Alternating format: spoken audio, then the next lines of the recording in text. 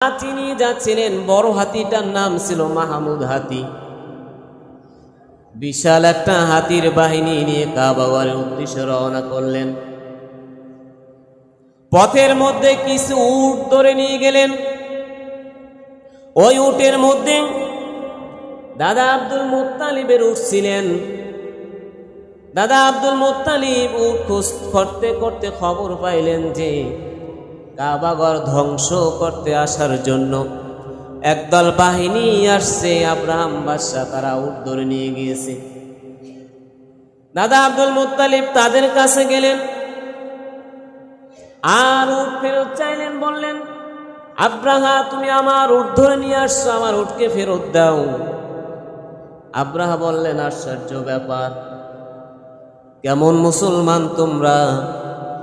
আমি তোমাদের কাবা ঘর ধ্বংস করার জন্য হাতিওয়ালা বাহিনী নিয়ে আসছি, ওদিকে কাবা ঘর রক্ষা না করে কেমন করে তোমার উট চাইতে আসলে?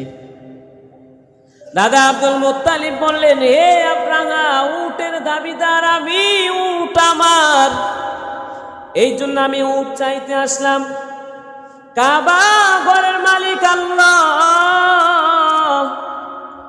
ওই কাবা ঘরের মালিক আমি নই, মসজিদের মালিক আমি নই। এখন যারা মসজিদ আমি বলতেছেন, আমার মসজিদ, আমার মসজিদ বলা যাইবে? কথা কয় না, বলা যাইবে? এই মসজিদে জমি দিয়েছেন, অর্থ দিয়েছেন, সম্পদ দিয়েছেন, শ্রম দিয়েছেন, সব কিছু দিয়েছেন আল্লাহর হস্তে। কথা বলেন ঠিক কিনা? জোরে কয় না, কথা ঠিক কিনা? আল্লাহর হস্তে পরিপূর্ণভাবে দিতে হবে। এটাকে নিয়ে ষড়যন্ত্র করলে হবে না। আমি এই কাবা ঘরের মালিক নই, এই কাবা ঘরের মালিক হচ্ছেন আল্লাহ, ওই ঘরের মালিক হচ্ছেন আল্লাহ। আল্লাহ রক্ষা করবেন, আমি রক্ষা করার কে? আল্লাহ যদি ধ্বংস করে দিয়ে খুশি হয় ধ্বংস করে দিও, আর যদি তার ঘর দিয়ে সে যদি রাখতে চায় তাহলে রাখুক, ওটা আল্লাহ বুঝবেন। কথা বলেন ঠিক কিনা? আব্রাহাম বাদশা মুসলিম বাহিনী হাতিওয়ালা বাহিনী নিয়ে কাবার ঘরের দিকে যাচ্ছিলেন। ওয়া আরসালা আলাইহিম তায়রান আবাবিল, আল্লাহ রাব্বুল আলামিন ঝাঁকে ঝাঁকে ছোট ছোট পাখিকে আকাশ থেকে লীলাই দিয়েছেন, যাও ধ্বংস করে দাও। জোরে বলুন, কত গানা সুবহানাল্লাহ। যাও ধ্বংস করে দাও। আবাবিল পাখিকে আল্লাহ রাব্বুল আলামিন পাঠিয়ে দিয়েছেন, যাও জাহান্নামের তলদেশ থেকে পাথরের টুকরা কণা মুখে এবং পায়ে নিয়ে যাও।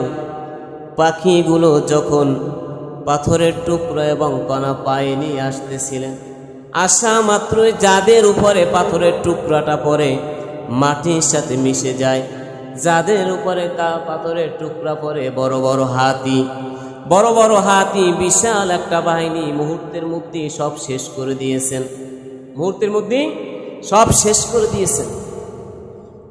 তারমিহিম বিহিজারাতিম মিন সিজিলিন ফাজআলাহুম কাআসফিম মাকুল, আমি মুহূর্তের মধ্যে জন্তু জানোয়ার সব ঘাসে পরিণত করে দিয়েছি, পাতার মতন। গরু ছাগলে যেরকম পাতা চাবাই চাবাই খায়, সেরকম পাতার মতন ফিনিশ করে দিয়েছি। কাবা ঘরকে যারা ধ্বংস করতে এসেছিল, আর আব্রাহাম বাদশা লাস্টে রোগে আক্রান্ত হয়ে পথেই মারা যায়।